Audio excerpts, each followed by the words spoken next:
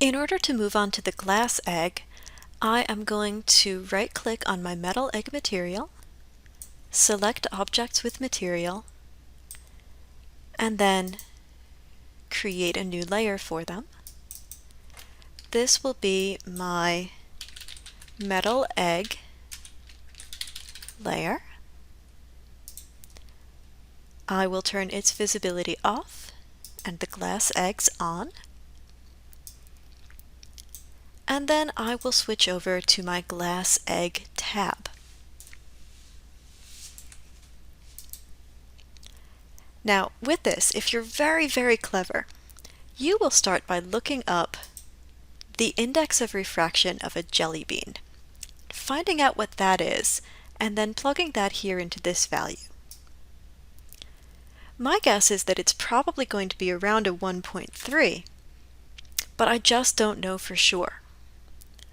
If you don't want your eggs to look like a jelly bean, if you'd rather they look like a crystal or something a little bit more refractive, then you can go higher, maybe a 2. But spend some time adjusting your index of refraction. It's going to give you a different result depending on what you use, and some of you may like something better, some of you may like another thing better, but I would recommend that you not stay with the default index of refraction. Now, since we'll be doing a glass egg, I'm not going to need this base at all. I'm going to be sticking here in transmission. Remember that the things you can adjust are the color, depth, scatter, dispersion Abbe, and extra roughness. Extra roughness will give you a frosted look, so I can frost my glass. Dispersion Abbe, very small values, will allow you to fragment your refractive output so that you can split up the colors a little bit.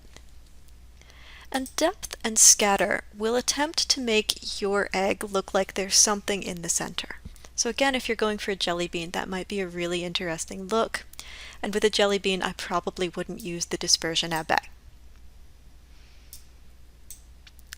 To some extent, I'm going to leave this up to you to find the look that you like. There are things that I think you should do. I think you should use an AI color jitter. I'm just going to put in a color. Since these are Easter eggs, I do like pastels, and I will stick with my pastel pink that I really like. I'll set this one up to go to object mode, give it a hue min and a hue max, and then I'll take the out color and connect it to the transmission color. And now they'll all be a slightly different shade. I think I could go a little bit farther there. They all look very similar. Now I'm getting some differentiation. That's magenta. That's kind of a pucey color. I like that green. The other thing I'm going to recommend that you do is that you use either a fractal or a noise node. I'll use another fractal. Anytime I use a fractal, I want to put it into a range node so that I have the ability to control it very easily. Out color to input. And then I don't think that there's a surface in the world that's completely flat. So I'm going to make a bump 2D. And again, I will open this up. That will be out color R to the bump value, and then out normal to the normal camera.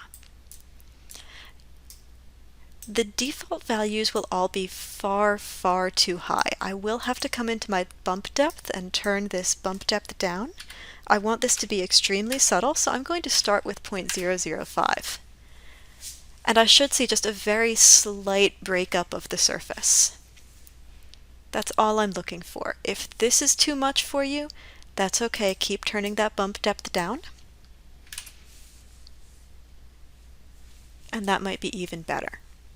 No surface in the world ever made is completely flat and completely smooth. They're all going to have some kind of breakup, and the bump depth is going to give you that breakup.